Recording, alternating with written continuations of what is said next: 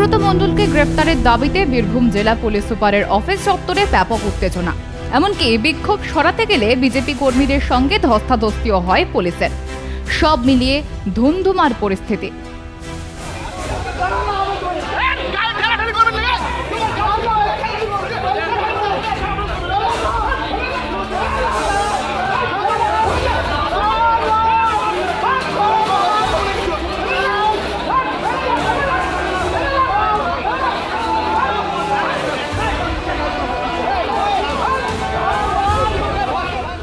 বোলপুর থানার আইসি লিটন হালদারকে ফোন করে অকথ্য ভাষায় গালিগালাজ, এমনকি তার মা ও স্ত্রীকে নিয়েও নোংরা মন্তব্য অনুব্রত মণ্ডলের। সেই ঘটনার প্রতিবাদেই পুলিশ সুপারের কার্যালয়ে ঘেরাও কর্মসূচি নেয় বিজেপি। এমনকি পুলিশ সুপারের কার্যালয়ের সামনে বিক্ষোভ দেখাতে গিয়ে বৈদ্যুতিক খুঁটিতে থাকা অনুব্রত মণ্ডলের ছবিতে জুতো পেটা করলেন বিজেপি কর্মীরা।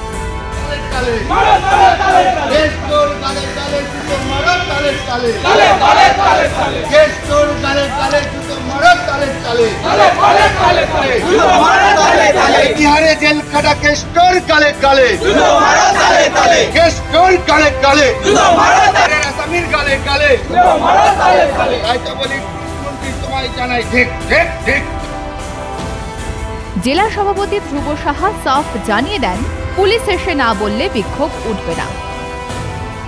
এসপি সাহেব পালিয়েছেন, এখানে পুলিশের কেউ নাই, অ্যাডিশনাল এসপি নাই। আমরা এখানে রিসিভ সেকশনে দিয়েছি, ডিএসপি ডিএনটির সঙ্গে কথা বলেছি।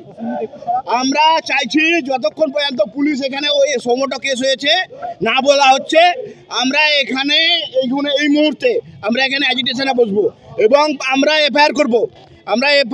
আমরা অ্যাজিটেশনে বসবো যতক্ষণ পর্যন্ত বলা হয় পুলিশের পক্ষ থেকে আমরা সোমোটো কেস করছি, ততক্ষণ আমরা লড়বো না। আমরা এখানে বসছি এবং যে রাজ্যের মুখ্যমন্ত্রী মহিলাদের সম্মান দিতে পারে না এবং দেশের প্রধানমন্ত্রী সিন্দুরের দাম দেওয়ার জন্য আজকে রক্তগঙ্গা বয়ে দিয়ে আসলো পাকিস্তানে, যে রাজ্যের মুখ্যমন্ত্রী আজকে মহিলাদের সিঁদুর নিয়ে কালকে প্রধানমন্ত্রী সিঁদুরের কথা বলাতে প্রধানমন্ত্রীকে ব্যক্তিগত আক্রমণ করেছে, তার দলের নেতা মহিলাদের অপমান করবে। মা বোন আমাদের পুলিশের চাকরি করে, পুলিশ আইসি ঘুষ খায়, আইসি টাকা নেয়, মহিলার ওর মা কি করেছে, ওই আইসির মা কি করেছে, বোন কি করেছে, তাহলে তার মা বোনকে কেন টানা হবে, তার মা বোনকে কেন তুলে নিয়ে আসা হবে? সেই তারই বিরুদ্ধে আমরা আজকে এই আন্দোলন করব। আমরা যতক্ষণ পর্যন্ত পুলিশ এসপি সাহেব বার্তা না দিবেন যে আমরা সোমোটো কেস করেছি, আমরা কোনো মতেই উঠবো না, আমাদের আন্দোলন শুরু হবে। পুলিশ অনুব্রত মণ্ডলের বিরুদ্ধে শতপ্রণোদিত মামলা হওয়ার কথা বিজেপি কর্মীদের জানালে তারপরে পুলিশ সুপারের অফিস চত্বর থেকে ওঠে বিক্ষোভ। আমাদের আইসি বোলপুর লিটন হালদার